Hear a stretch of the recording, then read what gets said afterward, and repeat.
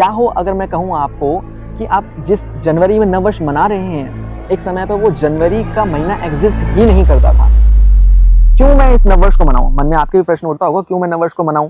अगर सितंबर का मतलब सेप्ट का मीन्स 7 है, तो इसे अपने 7th प्लेस पे होना चाहिए, ना कि 9th पे। ऐसे ही अक्टूबर को 8 पे होना चाहिए, पर वो 10th पे है। देखिए, नववर्ष एग्जैक्टली है क्या? एक टाइम कैलकुलेशन की चीज ही तो है। श्री राम का जन्म इस दिन हुआ था, इस डेट को हुआ था, इसलिए मैं अपना नववर्ष मनाऊं। रुक गए तो नौका पार कहाँ से होगी? यदि रुक गए तो नौका पार कहाँ से होगी? जो लक्ष्य लिया था उसकी रेखा पार कहाँ से हो? मोहम्मद का जन्म इस दिन हुआ था, इसलिए मैं यहाँ पे नववर्ष मनाऊंगा। किंतु जिसे आप नववर्ष मान रहे हैं, 1 जनवरी को जो आप नववर्ष मना रहे हैं, वो नववर्ष नहीं। स्पेसिफिक इतनी डिटेल कैलकुलेशन केवल कौन रख पा रहा है? सनातन परंपरा के। क्या अंतर है, क्या डिफरेंस है एक सनातन नववर्ष में और वेस्टर्न नववर्ष में? ओम, आप सभी को सादर नमस्ते।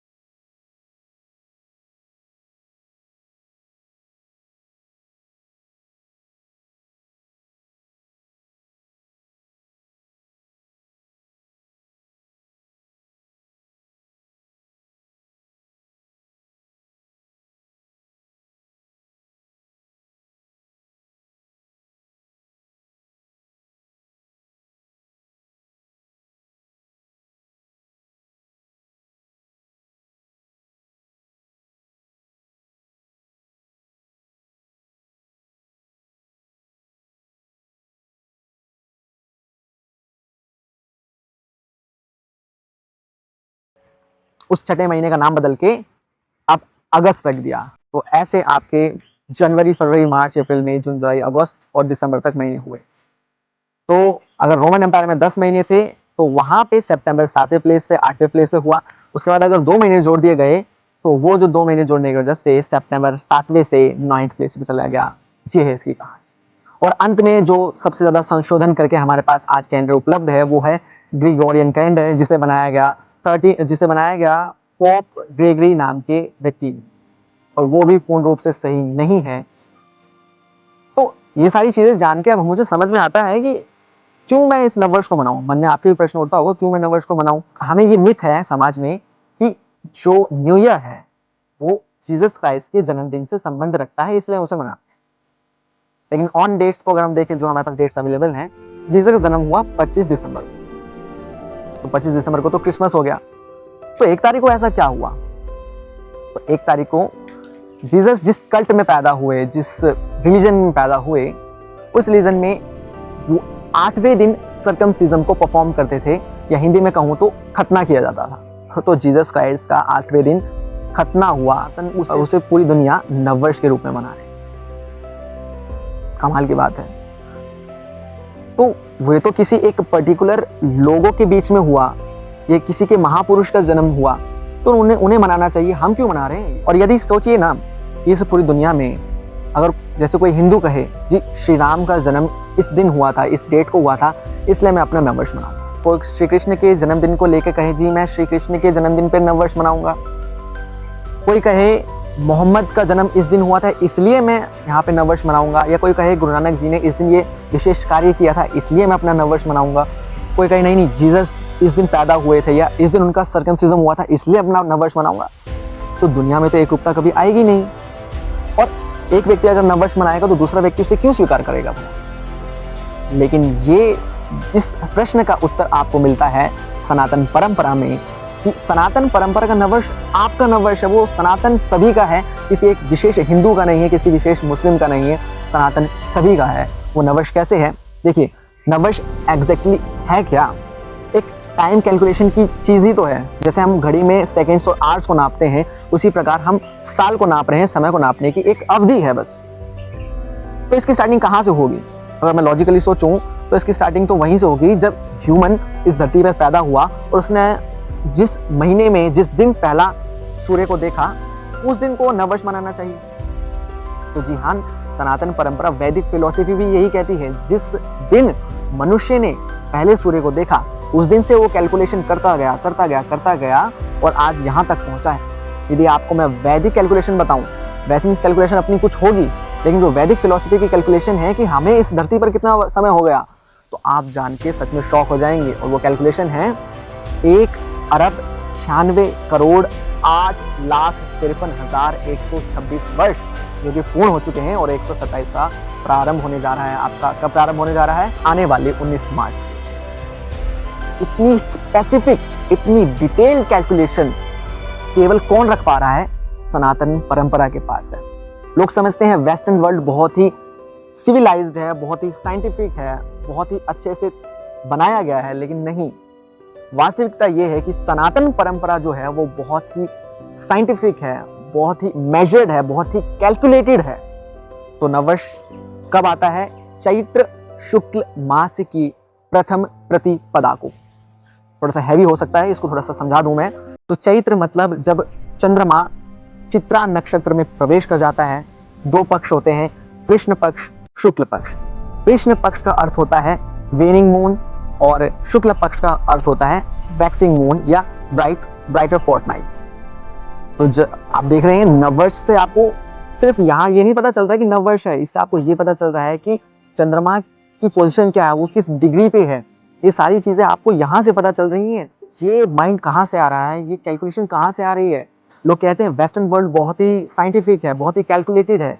नहीं, यदि आप वास्तविक रूप में देखें तो सनातन परंपरा में जो ऋषि महर्षि हुए वो बहुत ही कैलकुलेशन, बहुत ही साइंटिफिक रूप से चलते थे। तो आपको समझना है, नववर्ष वो नहीं है जब आप नववर्ष तो मना रहे हैं लेकिन प्रकृति में कोई अंतर नहीं है। वही पेड़ सूखे हुए हैं, आपका शरीर भी रूखा हुआ है, मन में कोई विशेष प्रसन्नता नहीं है, वातावरण इतना अधिक ठंडा है कि लोग घर में बैठे हुए हैं। लोगों को शरीर में कष्ट हो रहे हैं, तो वो नववर्ष नहीं है। नववर्ष तो इसे देखिए ना, प्रकृति में कितना सौंदर्य है, हरियाली है, खेतों में फसल है, पेड़ों पे पत्ते हैं, पौधों में फूल है, उनमें खुशबू है, वातावरण में एक नया उत्साह, उमंग है। This is the new world. ये होना चाहिए नववर्ष, जहां से आपको कोई प्रेरणा मिले। और यही सनातन परंपरा, सनातन संस्कृति आपको सिखाती है। और ये मैंने जैसे आपको पहले बता दिया, हमारा नववर्ष नहीं, ये सबका नववर्ष है। इस दृष्टिकोण से देखें तो जी हाँ, हर कोई मनाएगा और कोई इसमें आक्षेप भी नहीं करेगा।